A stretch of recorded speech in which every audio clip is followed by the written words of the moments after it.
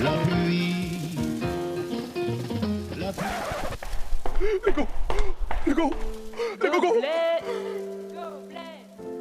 gobelet, gobelet, gobelet, gobelet, gobelet, gobelet. J'ai du mal à me souvenir à quand remonte ma toute première interview. Ce que je sais, c'est qu'à chaque fois, peu importe à quel point je suis préparée, j'ai toujours peur. Peur d'être à côté de la plaque, d'être mal à l'aise et donc de mettre mon invité mal à l'aise, de perdre le fil de mes idées comme une fois à Montréal, à l'antenne d'une radio associative où j'ai laissé passer un long blanc étrangement pesant. Tout le monde attendait que je formule ma question, mais dans ma tête, c'était le vide complet. Un peu comme une mini-crise de panique qui me faisait réaliser que des gens que je ne connaissais pas étaient en train de m'écouter. À chaque fois, j'ai peur et pourtant à chaque fois, je savoure chaque instant, chaque échange avec celles et ceux qui n'étaient alors pour moi que des inconnus. Même si j'ai toujours peur, je commence à comprendre que si j'aime tant faire des interviews, c'est parce que cela m'aide à rendre le monde moins effrayant.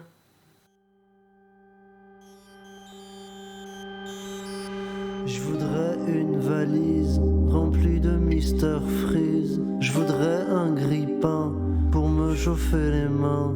Je voudrais une télé.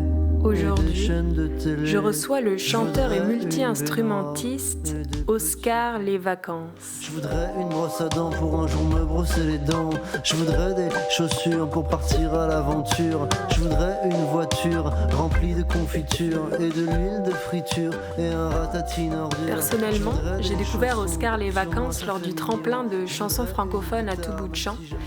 Et depuis, je fais découvrir sa musique à tous mes amis. J'ai même réussi à faire chanter ma mère sur une de ses chansons. Oscar, c'est un honneur pour moi de te recevoir dans Gobelet. Merci, la pluie. Céline ou la pluie, je sais pas comment t'appeler. Céline, ça va pour le podcast. D'accord. C'est un peu bizarre de m'appeler la pluie en face, mais quoique ça arrive aussi. Du coup, tu es chanteur, musicien, compositeur, mais aussi dessinateur, réalisateur. En 2020 est sorti ton premier album Danse les signes, et la rumeur court que le deuxième, ou en tout cas un EP, est en cours de préparation. Ma première question, c'est, sur ton site, on comprend dès la description qui est faite, Oscar Les Vacances, c'est un personnage. Néanmoins, il porte le même prénom que toi. Alors, qu'est-ce qui vous unit et sur quel point est-ce que vous êtes en désaccord ? Oh, alors là, ça c'est une question. Qu'est-ce qui nous unit? Bah, je pense qu'on aime tous les deux les vacances. On aime tous les deux vraiment les choses un peu moelleuses ou je sais pas, un peu douces, tu vois. On aime bien se faire plaisir, quoi. Après, il a un côté insupportable que peut-être que j'ai aussi, je sais pas. En fait, c'est un peu une projection de moi, ce personnage. C'est moi, tu vois. C'est moi, mais qu'est-ce qui nous unit? Bah, sûrement la musique, les chansons, quoi. Moi, j'ai grandi un peu dans un univers de clown parce que ma mère est clown. Et donc, on allait souvent au spectacle voir ses amis clowns. C'était incroyable. Je me grandis dans des univers de bouffons. Elle avait un spectacle, je me rappelle, quand j'étais petit, avec des seins, un faux sein énorme où sortait du ketchup et des saucisses. Et son acolyte avait le petit Jésus dans son ventre enceinte. Enfin bon, c'était des trucs un peu trash sur les bords. Et donc, voilà, moi j'ai un peu grandi dans cet univers-là, assez clownesque et burlesque. Et du coup, voilà, cette notion de personnage, pour moi, ça se rapproche un peu du clown. Ouais. Et le clown, c'est soi, quoi. C'est un peu une projection de soi. Les impôts, c'est regrettable. Ah ah ah, ah ah ah, bleu. Les riches. Tu dis que vous aimez tous les deux les vacances. Est-ce que le nom de ton projet, c'est une façon à peine déguisée d'exprimer ton souhait d'être tout le temps en vacances ? C'est une façon pas déguisée, c'est une façon évidente. Pour moi, les vacances, bah, déjà j'adore ça. J'adore l'idée des vacances, mais j'ai aussi un problème avec les vacances parce que quelqu'un qui est en vacances, c'est quelqu'un qui doit aller travailler. Enfin, c'est qui dit vacances, il travaille.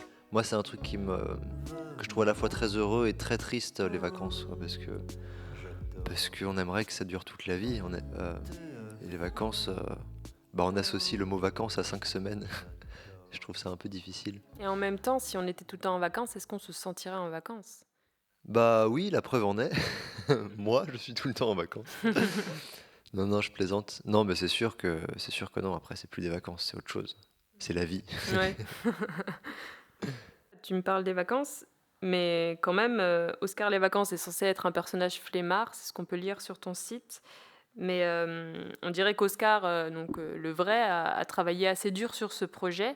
Tu as suivi à la base une formation en jazz, batterie et guitare, et tu as fait partie, j'ai vu, d'un groupe de rock punk français qui s'appelait les Barjocs. C'est vrai? Oui, et tu t'es renseigné, je sais. Je me suis renseignée, Ouais. détective privé de Gobelet. Qu'est-ce qui t'a amené à te rapprocher de sonorités plus pop, du coup, sur cet album? Bah, c'est le passage à la chanson. Enfin, déjà, le jazz, c'était plutôt quand j'étais au lycée. J'ai fait des cours de jazz à la guitare, beaucoup d'harmonie. J'ai écouté beaucoup de jazz, mais je me suis mis vraiment à écouter beaucoup de chansons quand je suis arrivé à Lyon. Donc, j'avais un coloc qui adorait ça. Et qu'est-ce qui s'est passé? En fait, moi, je faisais de la chanson depuis longtemps, mais j'ai essayé de chanter, enfin, j'ai chanté sur pas mal de styles différents finalement dans mon évolution. J'ai fait aussi des trucs un peu plus bossa, des trucs plus rock. En fait, j'ai fait beaucoup de styles différents, et en fait, la pop, je trouve que c'est quelque chose qui, au niveau du texte, de la voix, c'est un truc qui m'a semblé un peu évident. J'adore aussi le côté électronique, quoi, les synthés. J'adore ce côté-là. Et du coup, c'est vrai que vite, quand on rentre un peu dans le synthé, dans les nappes, dans le truc, bah, la pop, c'est quand même. Il y a une simplicité, ça amène une simplicité qui est évidente, moi je trouve, même au niveau des mélodies.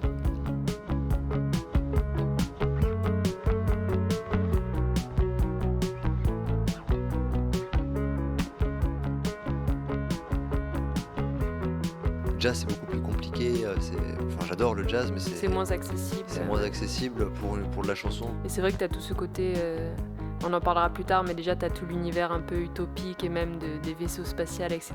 Et ça, c'est vrai que ça fonctionne bien avec des sonorités pop, comme tu disais. Et même le côté années 80 que tu cultives beaucoup. Ouais, ouais. Bah, et puis c'est imagé. Moi, ce que j'aime bien dans la pop, c'est que c'est tout de suite. Le jazz, ça va très vite être connoté. On a tout de suite. La- Dans la pop, il y a tout de suite des images un peu. C'est coloré. On est très vite dans des univers. On est dans l'espace. On est au fond de l'océan, je sais pas, mais c'est tout de suite. On est avec des animaux. Je sais pas, il y a quelque chose de coloré.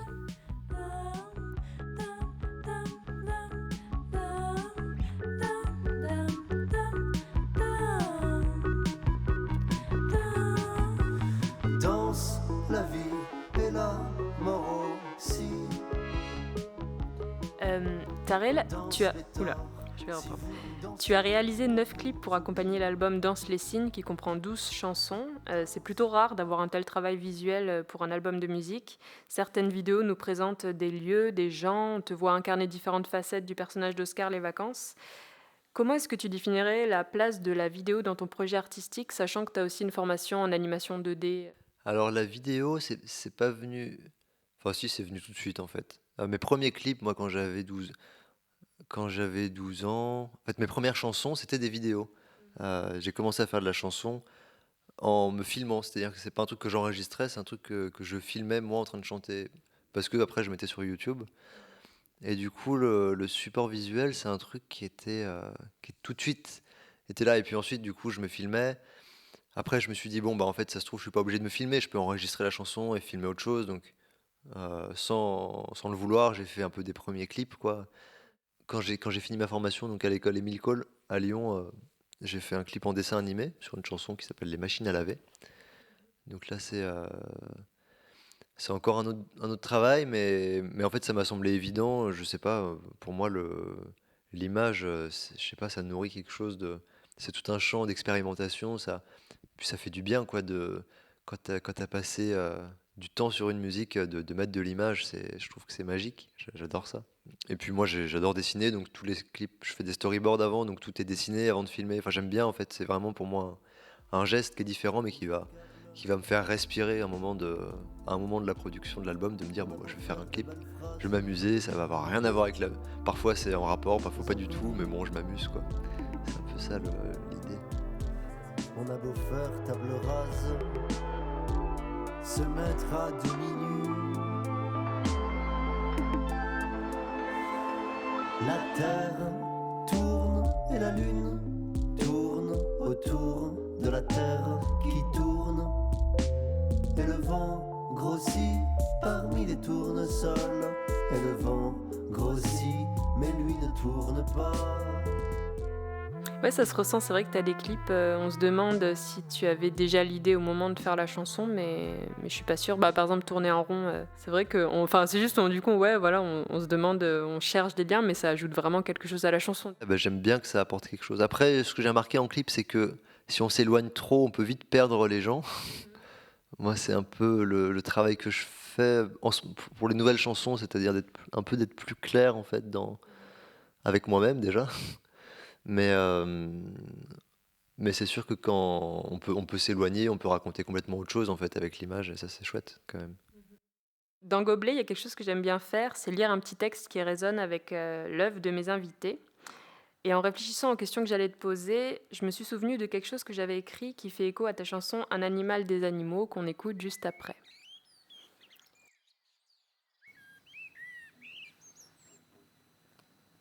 L'autre jour, ma mère m'a demandé d'aller faire 1 heure de jardinage. J'y allais à reculons tandis qu'elle m'expliquait quels outils utiliser, quel accoutrement choisir pour enlever une à une les pousses de lierre qui obstruent le muret de la rue de la Pique. Nous sommes en banlieue toulousaine et il fait chaud, même au début de l'automne. Je commence par m'asseoir tranquillement, mes genoux cognent des tomates molles jetées dans la haie par le processus du compost. Je commence lentement. Délicatement, j'arrache la mauvaise herbe qui s'enlace autour des troncs et vernit l'herbe de son parcours insolent. Petit à petit, mes gestes se font de moins en moins délicats. Une fois le terrain apprivoisé, je m'y sens chez moi. La tendresse que j'ai d'abord éprouvée pour cet être vivant qui ne fait que s'adapter à son environnement s'efface peu à peu pour laisser place à une force, à un détachement dont je me serais cru incapable. Voilà que j'arrache. Plante après plante, je regarde à peine ce que j'arrache, mais j'arrache. Je ne sais plus vraiment quoi ou pourquoi, mais j'arrache. Je me transforme en machine de guerre. Le lierre qui ne collabore pas avec la force de mes doigts regrette en général sa négation première lorsque l'arme du sécateur vient me prêter main verte. J'arrache et je réfléchis. Et alors que j'arrache, je ne peux m'empêcher de me dire qu'il n'y a pas plus juste métaphore du déclin de l'espèce humaine. Le temps de la contemplation n'a pas été bien long que déjà j'oubliais qui j'étais pour accomplir un but arraché. Quelle retenue m'empêchait de passer du sécateur à la tronçonneuse pour abattre mon ennemi ? De passer du lierre au boulot qui me domine pour me sentir un peu plus puissante ? Un animal, des animaux. Un animal, des animaux. Qu'est-ce que j'aime, les animaux. Je ferai tout pour les animaux. Je me transformerai en animaux. Viens maman, on va au zoo. Viens papa, voir les animaux. Les éléphants et les zigotos. Les pélicans et les gigolos. Orang-outan, c'est rigolo. C'est surprenant, c'est rigolo. Le coq à bois, cocorico. Cocoricois, c'est rococo. Un cheval et des chevaux. Petit poney au triple galop. Les hérissons du Colorado. Les éléphants du Galapagos. Petit garçon, petit oiseau. Petit poisson, poisson dans l'eau. Tête la vache, tête le veau. Parigot, tête de veau. Les écrevisses, tête de veau. Chouette et frais, tête de veau. Toi sur la banquette, tête de veau. J'aime la blanquette de veau. Côte d'Azur, côte d'agneau. Qu'est-ce que j'aime les côtes d'agneau, à la crème, à l'apéro, au nom du père et de l'agneau. Un cerval, des cerveaux, un givet, des gigots. Je me suce les doigts, je suce les os, j'en perds la voix et j'en perds les os. Un animal, des animaux, j'aime manger les animaux, j'aime croquer les animaux, depuis que je suis un animal.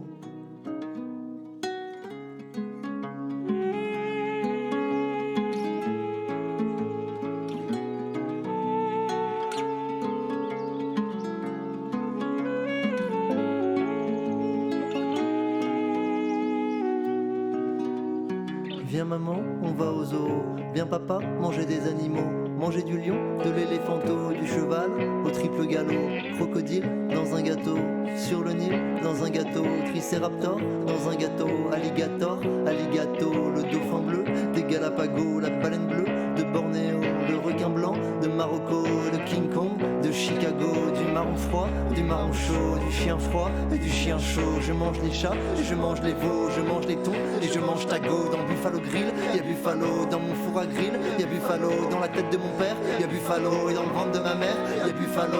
Un humain, des humains, qu'est-ce que j'aime les humains. En amis ou en gratin, le meilleur c'est le gratin. Le président, les Américains, le président des Coréens, le dirigeant, les présidents et l'intermittent de TF1. Des bonnes sœurs et du bon vin, des pasteurs et du bon pain, des supérieurs, c'est vraiment bien, et des inférieurs, si j'ai vraiment faim. Des jolis petits polytechniciens, des grands méchants pyrotechniciens. Je voudrais manger tous les musiciens, tous les chanteurs, tous les végétariens, tous les gens heureux, et tous les parisiens, tous les amoureux, et tous les lycéens, tous les cancéreux, et tous les médecins, tous les miséreux, et tous les magiciens. Je veux des humains dans mon gros intestin pour avoir 3 couilles, 14 putains pour avoir la nouille. Tu dures tous les matins, je veux de la meuf et de l'homo sapiens.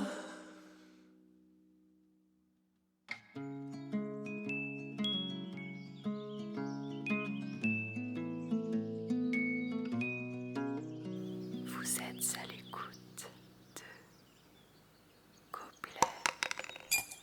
Donc la chanson qu'on vient d'écouter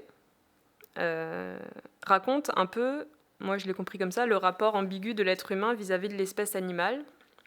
Au zoo, on aime regarder les animaux, dans nos assiettes, on aime les déguster. Et finalement, pourquoi est-ce que cet appétit se limiterait aux animaux et n'irait pas aussi jusqu'aux êtres humains ? Est-ce que j'interprète bien ce morceau et dans quel état d'esprit t'étais quand tu l'as écrit ? Moi, quand j'ai commencé à l'écrire, c'était j'écoutais la départementale, la fin de la départementale, Qui est une autre de tes qui est une chansons ? autre de mes chansons, et puis il y avait pas la voix, il y avait que le truc, et puis j'ai commencé à dire des paroles sur les animaux, quoi, à dire rhinocéros et machin, à parler, et je suis parti un peu en impro sur les animaux. Je sais pas, j'avais envie de faire une chanson simple sur les animaux, quoi, et de partir de quelque chose de très mignon. Chez les animaux, il y a différentes strates de considération qu'on a. Il y a les chats, à la ferme, c'est le chat, quoi, qui est l'animal joli qu'on va caresser, et puis tous les autres, on les mange. Mais il y a pas de, on se pose même pas la question. Et puis on va juger d'autres civilisations qui vont manger du chien, par exemple. Il y a un truc qui est très bizarre, je trouve, dans le fait de juger les gens qui mangent du cheval, et pourquoi est-ce que nous, on mange du bœuf. Quelle est la, pourquoi en fait certains oui, d'autres non, pourquoi certains sont mignons, pourquoi est-ce qu'on s'identifie à d'autres. En fait, il y a une question moi qui m'intéresse particulièrement, c'est c'est notre c'est le rapport à notre partie animale, quoi. C'est-à-dire si on considère qu'il y a des animaux, pourquoi est-ce que on considère les animaux et les humains, c'est un peu la base de la pensée humaniste, c'est de voir l'humain au centre et puis ensuite tous les animaux autour, mais l'humain au-dessus, quoi. Il y a quand même une position hiérarchique qui pour moi est pas du tout justifiée. Je pense que moi j'aime bien me rappeler que je suis un grand singe. Enfin, je sais pas, ça me ramène un peu à des choses beaucoup plus anciennes, et je trouve qu'il y a vraiment pour moi, c'est complètement. Je vois un peu l'espèce animale sur un plan totalement horizontal. J'aime bien en fait voir ça sur un plan horizontal. Du coup, ouais, ça parle un peu de ça cette chanson. Donc finalement, les animaux, quels animaux, les humains, oui, on peut manger des humains peut-être, je sais pas. Ça m'est jamais arrivé, mais ouais. Mais Ça c'est à nous peu près ça. remet, c'est vrai que ça nous remet un peu à notre place d'être humain, quoi. Enfin, ça nous remet justement à notre place de pas être humain, enfin de quelque chose qui fonctionne dans un tout. Bah ouais, ouais. Et puis du coup, ça s'étend au rapport à la nature, c'est sûr. Enfin, au rapport au sauvage, les plantes. On est tellement détaché, on a tellement une vision sur l'environnement utile et qu'en fait, je sais pas, déjà se voir sur un plan d'équité avec les animaux, ça peut nous permettre d'aller vers une vision d'un plan d'équité avec la nature aussi. Voilà, mais il y a du chemin. Commercial. Alors on construira au milieu des rangées la base de lancement pour le vaisseau spatial, le poste de contrôle pour tout décontrôler, qu'on soit des animaux dans le règne animal. Ah oui, d'ailleurs là, j'avais envie de le placer quand même justement après cette chanson, parce qu'au début il y avait ton manager Sistak qui allait peut-être venir lors du premier rendez-vous pour cette interview, et j'avais envie de lui demander qu'est-ce que ça faisait d'être assis à côté de quelqu'un qui dit manger ses amis en gratin, mais du coup, Sistak, on te dédie cette question. Tu pourras nous l'envoyer sur les réseaux. Par texto. Il y a beaucoup d'humour dans le personnage d'Oscar Les Vacances et dans ton projet en général. Par exemple, dans les chansons et les clips de Célibataire ou Dur dur d'être français. Et c'est vrai que tu as mentionné le fait que ta mère était clown au début. Mais sous l'humour, il y a quand même des réflexions. D'ailleurs, on le voit là en t'entendant parler d'un animal des animaux, notamment sur la surconsommation dans Je voudrais. Du coup, ma question, c'est comment est-ce que tu équilibres tout ça, l'humour et le côté sérieux, l'humour et les réflexions un peu plus profondes? Alors, comment je l'équilibre? J'essaie de pas être tout le temps dans l'humour. C'est plus du troisième degré, c'est-à-dire que pour moi, l'humour que je vais faire, il y aura en fait beaucoup de sérieux en fait qui va passer. C'est des choses parfois que je pense vraiment, mais en fait, ça arrive souvent que moi-même je sache pas où me situer. C'est-à-dire que je vais écrire un texte et qui me paraît drôle, mais il y a aussi du vrai. Enfin, c'est aussi, je crois qu'il y a aussi de l'autodérision, quoi. J'aime bien me moquer de moi avant tout. Du coup, pour moi, ça passe là-dedans. Le troisième degré, enfin ce que j'appelle ouais, le troisième degré, permet d'être dans des choses assez vraies pour moi qui sont sincères, quoi. C'est pas du drôle pour être drôle, quoi. Enfin, moi, j'aime bien l'humour. J'adore l'humour. Je ris beaucoup. Je ris énormément. Ouais. Je ris très peu, mais j'apprécie beaucoup l'humour. Non, non, en fait, c'est un moyen d'aller vers des questions, parce que c'est toujours drôle. Je sais pas, moi, le clown, c'est un truc où t'es toujours obligé de te marrer. Enfin, si c'est pas drôle, c'est raté, tu vois. Mais en fait, il y a des clowns qui sont tragiques, tu vois. Ils sont sur scène, ils sont là, ils galèrent, tu vois, ils y arrivent pas. Et en fait, c'est triste, tu vois. Mais le clown, il va quand même être drôle, même s'il va être vraiment dans la merde. En fait, ça va être drôle, quoi. Et c'est ça, c'est tout le paradoxe. Moi, c'est tout ce côté-là que j'adore. Même si on rit d'Oscar et qu'il nous énerve un petit peu, ça nous empêche pas d'être plein d'empathie lorsqu'il nous parle d'autres sujets, comme par exemple la chanson A2 qui parle de la fin d'une relation amoureuse. Est-ce qu'en entendant ça, tu te dis que tu as réussi à faire de lui quelqu'un de pleinement humain? Ouh, j'ai la pression, là. Pleinement humain, du coup, ouais, c'est un grand mot. Et ça me met beaucoup la pression de penser ça. Euh, mais en fait, je le dirais plutôt pleinement. Il y a un truc qui est pour moi en rapport plus avec l'enfance qu'avec. Plutôt dans cette recherche un peu de vérité, peut-être que tu appelles pleinement humain. Ce que je veux dire dans ma question, c'est que tu montres beaucoup ses défauts, en fait. Et ça, je trouve que c'est pas toujours facile pour des artistes, et c'est pas toujours commun, en fait, de montrer vraiment des côtés négatifs d'une personne. Là, tu le décris comme arrogant, ce personnage. C'est assez rare, je trouve, d'avoir déjà ces deux côtés à la fois vraiment très innocents, très arrogants, et même de te montrer sous ce jour un peu puant, quoi, parfois. Ouais. Je pense que j'ose les mots parce que toi-même, tu dois les oser. Bah ouais, moi j'ai pas de complexe du tout quoi vis-à-vis de ça. Enfin, ce serait pas drôle en fait si je me montrais toujours, enfin que mes bons côtés. Moi je me ferais chier quoi. Non non non non, c'est pas. Enfin, c'est des défauts. Alors je sais pas si moi je suis comme ça dans la vie, arrogant. Je pense pas être quelqu'un de spécialement arrogant, mais en fait le personnage qui m'amuse, il va être comme ça, et c'est pas moi qui le choisis, c'est lui qui arrive, c'est lui qui a envie de se développer. Alors bah moi je suis un peu à son service quoi. On se commarque et on finit hors jeu. On se démarque mais on perd tous les deux. Partie finie et passage aux aveux. On fait tout pour ne pas se dire adieu. Un demi-mot, chacun refait son jeu, refait ses comptes avec ses contentieux, ou fait semblant pour avoir l'air heureux, sans dire qu'il espère encore un peu. On se répète. Alors une des choses qui me plaît dans la composition de tes chansons, c'est qu'à aucun moment on se dit ah ça je l'ai senti venir.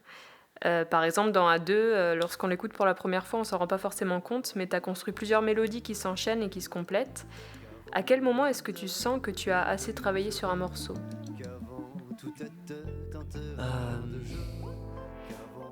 La question du final cut. Mais par Ouais, exemple, ouais. je pars de moi, mais pour un dessin ou pour une chanson, il y a toujours des moments. Enfin, j'ai l'impression que je pourrais retravailler jusqu'à l'infini. Alors que pour mes textes de slam ou pour l'écriture, vu que j'en fais depuis plus longtemps, je crois, il y a un moment où je sens que c'est fini, quoi, que j'ai plus à y retoucher. Est-ce que tu ressens ce genre de choses ou Bah, il y a quand même un truc qui se retrouve, j'ai l'impression, dans ces différentes pratiques, c'est la sensation qu'il n'y a plus rien qui t'énerve, quoi. C'est un peu une bataille constante, enfin pour moi en tout cas, par exemple, quand je pars d'un texte ou quand je fais une image, souvent la première version, bah, c'est quelque chose de lâché, d'instinctif, de direct, et ça c'est joli, mais c'est jamais bien. C'est jamais. Je relis ça le lendemain, je me dis mais qu'est-ce que j'ai écrit là? Il faut que je me sorte de ça, quoi. Et du coup, je me dis bon, comment je vais faire? Et ça marche pas du tout. Et donc je barre. Et en fait, dès que j'arrive à une forme où le lendemain, je peux lire mon texte, et ma chanson ou écouter mon morceau sans me dire ça marche pas du tout, à aucun moment, et bah du coup là, je considère que c'est fini. Puis souvent, dans une chanson, j'aime bien partir quasiment à chaque fois, j'écris un couplet. Et je me dis, ça c'est nickel, j'arrive à trouver. Enfin, je suis content du premier couplet. Et c'est toujours, même très difficile de trouver une suite. Euh, c'est très rare qu'une chanson, pour moi, naisse d'un coup en entière, quoi. Mais après, je vais pas me forcer à écrire le deuxième couplet. C'est pour ça que ça peut prendre du temps. C'est que je vais attendre le moment où ça va être naturel, où je vais trouver une suite. Donc ça va te Donc trotter dans la tête pendant ça. ça va me trotter un peu, ça va évoluer. Je vais un peu savoir où je vais. Les animaux, j'avais écrit pendant 3 mois. Il y avait que le premier couplet qui était écrit. Je me disais, mais où est-ce que je vais? Je mange des animaux, mais ensuite, où est-ce que je vais? Au bout de 3 mois, je me dis, ah, mais tiens, je vais manger des humains. Ouais. Et donc là, j'ai écrit la suite. Ouais, elle est assez complète cette chanson, il y a plein de références. Elle est dure à. Parce que du coup, moi, quand j'ai des chansons dans la tête, j'aime bien essayer de les jouer au piano. Et j'ai essayé de jouer ta chanson au piano et j'arrive pas à retenir les paroles. Je me mélange dans les. J'ai mis beaucoup de temps. Ouais. Moi-même. Je me mélange dans les animaux, les Galapagos et tout.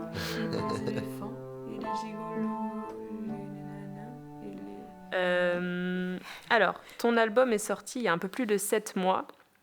Quel regard est-ce que tu portes sur les chansons qu'il compose et est-ce que tu te reconnais encore dedans ?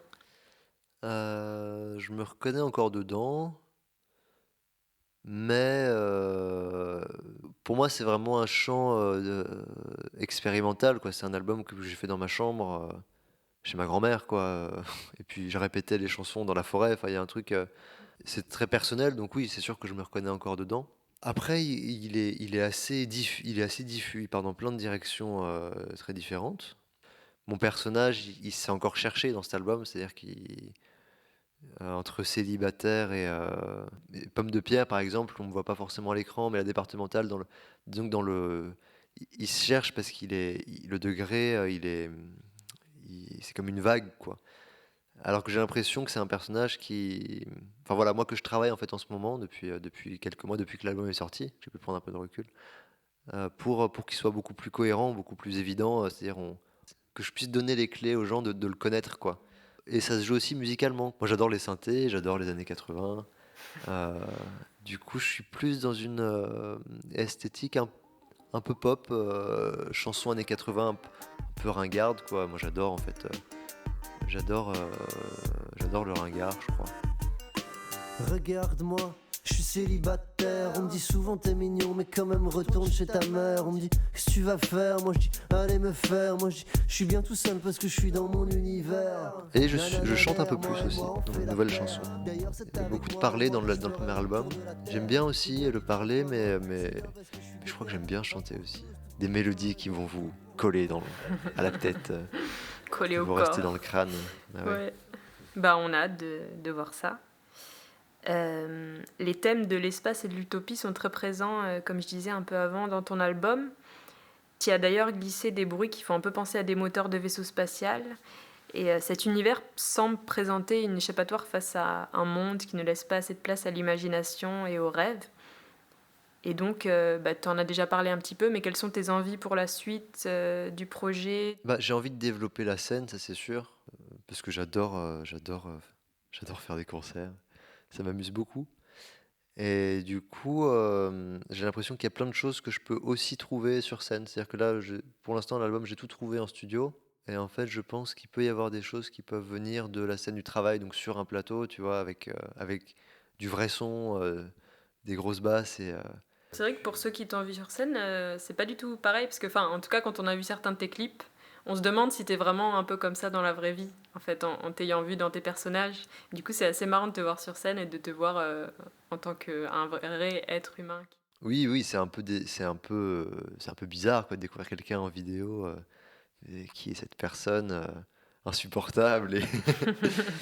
Mais non, la scène, moi j'adore. Je trouve que au niveau émotif, enfin, c'est fou, moi, tout ce qui se passe sur scène, de ce que j'ai envie de partager, enfin, je sais pas, d'être avec le public.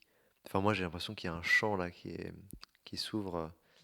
Et ça, je pense que ça, il faut que ça me nourrisse. Et puis après, non, musicalement, comme je disais, moi, des petits synthés, des pistes musicales, de la trompette, des chœurs, des petites couleurs. Et j'aimerais bien un côté un peu glamour, quoi. Le côté même paillettes, il m'amuse, je crois. Je crois que je vais mettre des paillettes au prochain concert. Des petits serpentins. J'ai pensé à une question, mais c'est pas très original. C'est pas grave. Parce que à la dernière interview, je crois qu'on t'a demandé pourquoi la pluie. Et moi, j'ai envie de te demander du coup pourquoi gobelet. Qu'est-ce que c'est qu'un gobelet pour toi à tous les niveaux, quoi, mais vraiment à tous les niveaux. Je crois que déjà ça me ramène au scoutisme, parce que j'ai une longue carrière de scoutisme derrière moi. Et je sais pas, pour moi le gobelet c'est... Bon, pourtant on n'appelle même pas ça un gobelet au scout, mais il y a un peu ce côté de c'est l'heure du goûter, t'amènes ton gobelet, et on sert tout le monde avec du 4 quarts et du sirop. Il y a le côté éco-cup, qui quand même, on entre dans l'ère de l'éco-cup. Et après je me suis dit qu'en fait c'était pas mal aussi l'idée de recueillir, quoi. C'est un récipient, un peu comme un Tupperware. Et en même temps c'est un peu sans prétention, quoi. C'est juste un petit gobelet qu'on peut oublier quelque part et qu'on peut emporter. Et vu que je m'appelle la pluie, voilà, il y a le lien entre le liquide et le gobelet. Alors, est-ce que le gobelet me recueille moi ou les autres ? Ça peut, ça peut changer, mais voilà, ce serait ma petite note sur pourquoi gobelet. Merci beaucoup d'être venu Merci à toi. remplir le gobelet. N'hésitez pas à suivre Gobelet sur les réseaux, enfin la pluie, et à suivre Oscar les vacances. On mettra tous les liens dans la description du podcast. À très bientôt, et n'hésitez pas à m'envoyer des petits mails, des petits messages si vous avez des questions, si vous avez des critiques à faire aussi, ça m'intéresse beaucoup. À la prochaine fois, à bientôt. À bientôt.